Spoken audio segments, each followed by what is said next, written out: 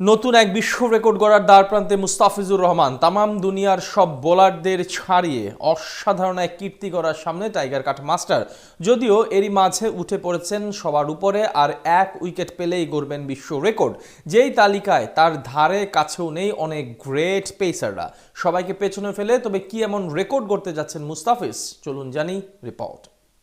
দেশ সেরা থেকে বিশ্ব সেরা মুস্তাফিজুর রহমান এখন দুনিয়ার সবাইকে ছাড়িয়ে যাওয়ার একেবারে দ্বার প্রান্তে। ক্রিকেট ময়দানে এবার অনন্য এক রেকর্ড গড়ার সামনে কাটার মাস্টার। বল হাতে অসাধারণ নৈপুণ্য দেখিয়ে অবিশ্বাস্য এক কীর্তি গড়ার পথে তিনি, যেই তালিকায় তার পেছনে আছেন সময়ের অনেক সেরা সেরা বোলার, এমনকি জায়গা হয়নি অনেক বড় বড় নামের। 2015 সালে অভিষেকের পর থেকে এখন অব্দি বল হাতে প্রতিনিয়ত উন্নতি করে চলেছেন মুস্তাফিজ। বাম হাতের শৈল্পিক কারুতে মুগ্ধ করেছেন ক্রিকেট রথী মহারথীদের।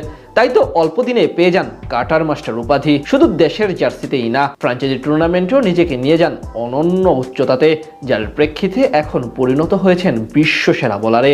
আইপিএল, পিএসএল সহ শীর্ষ সব লিগের জার্সি গায়ে জড়িয়েছেন এই পেসার, যার ধারাবাহিকতায় এখন অসাধারণ এক রেকর্ডের সামনে তিনি।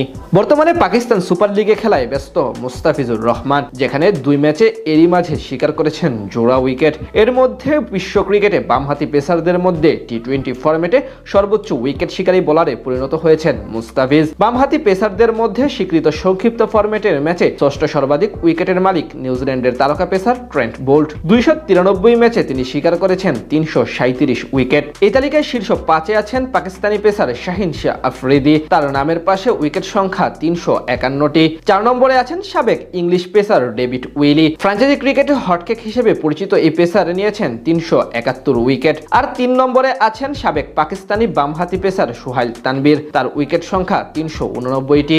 আর 2 নম্বরে ওয়াহাব রিয়াজ, তিনি শিকার করেছেন 413 উইকেট। তালিকার সবার উপরে আছেন মুস্তাফিজ এবং মোহাম্মদ আমির, দুজনই যৌথভাবে টি-20 ইতিহাসে বামহাতি পেস বোলারদের হিসেবে সর্বোচ্চ 414টি উইকেট শিকার করেছেন। অর্থাৎ মুস্তাফিজ যদি আর একটি উইকেট নিতে পারেন তাহলে এককভাবে সর্বোচ্চ উইকেট শিকারী হয়ে যাবেন তিনি। যদিও তালিকায় থাকা সকল বোলারদের মধ্যে গড় হিসাবে সবচেয়ে কম খেলে বেশি উইকেট নেওয়ার কীর্তি মুস্তাফিজেরই দখলে। এখন অব্দি 324টি ম্যাচ খেলেছেন তিনি।